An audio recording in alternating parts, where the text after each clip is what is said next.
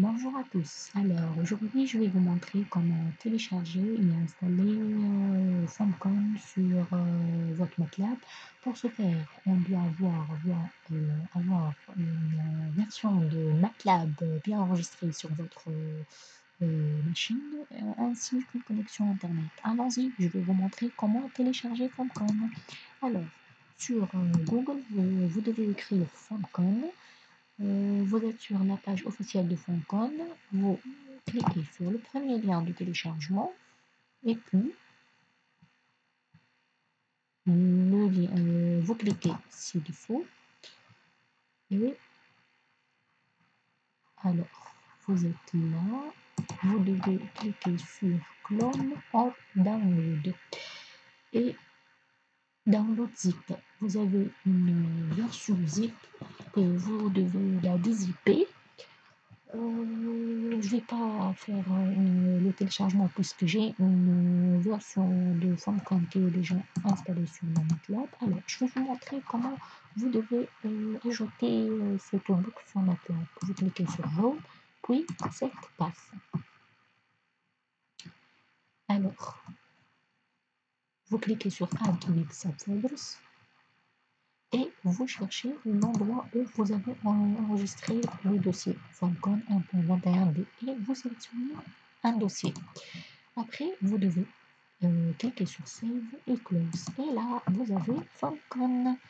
Pour pouvoir donc lancer la fenêtre de Famcom, vous devez écrire simplement sur la commande de Windows Famcom. Une boîte de dialogue FOTF Viewer est lancée.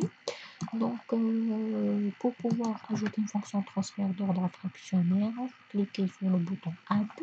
On nomme cette fonction F et je vais ajouter une fonction quelconque, 1 plus S exposant 0,7 et là 1 plus 2 fois S exposant 1,4 plus S exposant 0,7. Je vais pas mettre un delay, alors j'écris OK.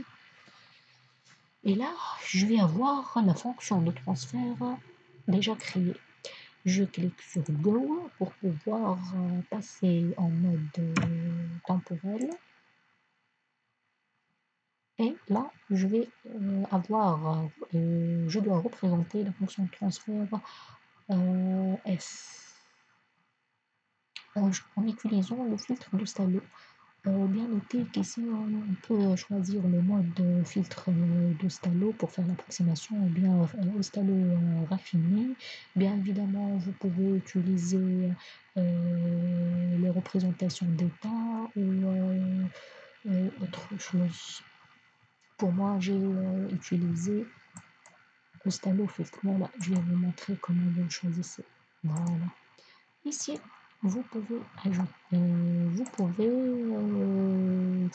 déterminer les différentes performances en temps temporel, telles que le temps de réponse, le temps de montée, ainsi que le dépassement, par un simple clic ici. Là, ça se bug.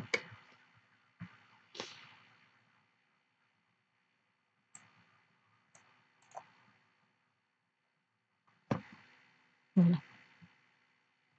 Okay. Voilà. Alors, on peut aussi bien passer du mode temporel vers le mode fréquentiel en utilisant BOD, Nyquist, etc. et déterminer les différentes performances fréquentielles telles que la marge de phase, la marge de phase, le gain, etc. Donc, voilà, c'est la représentation de bot.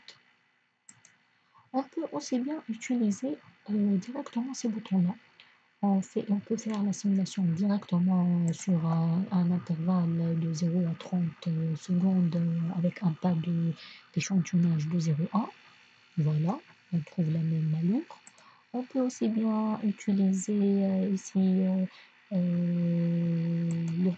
mode fréquentiel, mode body twist ou Nichols en cliquant par plot diagramme. Un autre bouton très intéressant ici, c'est la stability test. Donc, ici, on peut déterminer la stabilité du système en boucle verte. Voilà, the system appears to be stable with order Q equal to 0.7. Donc, le système, il est stable pour l'ordre 0,7. Voilà, il y a d'autres options plus intéressantes ici. On peut faire une identification temporelle ou fréquentielle. On peut aussi bien boucler le système et utiliser le PID fractionnaire. Si jamais on a les performances, on a les paramètres du correcteur, on peut les ajouter directement ici. Ou bien je vais utiliser n'importe quel paramètre pour le moment, juste pour tester en boucle fermée. On clique sur Simulate. Voilà la sortie en boucle fermée. On peut aussi bien changer les paramètres ici. Et voir qu'est-ce qui se passe. Voilà, le système il est bien changé. Voilà, ça s'approche du step. Enfin, on peut aussi traiter le fréquentiel ici, Open Loop Mode.